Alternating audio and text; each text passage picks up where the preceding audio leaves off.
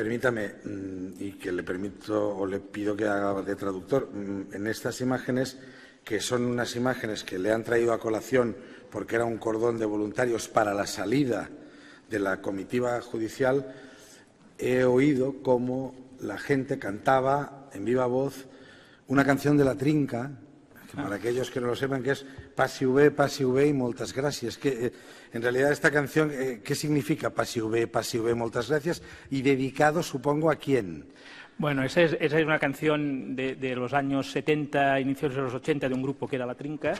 y que era es la típica canción que se utilizaba en la mayoría de las fiestas populares, fiestas mayores, cuando llegaba la hora de despedirse y sonaba esa canción y la gente la cantaba y dice, pues, vaya con Dios, ¿no? Es decir, passi bé.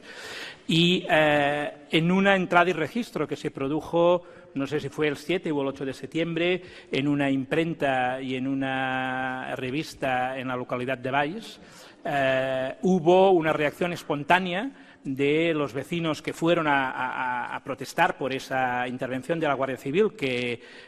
también era por orden del juzgado, creo que era el número 13, y que buscaba también urnas o papeletas, y de forma espontánea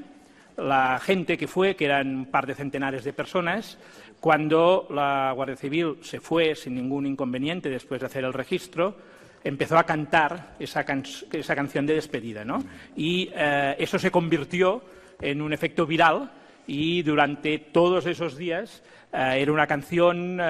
pues con un contenido de festivo, pero también reivindicativo, de protesta, pero a la vez respetuoso y deseando buen viaje pues a las fuerzas que habían tenido una intervención que la gente criticaba y no compartía. Gracias.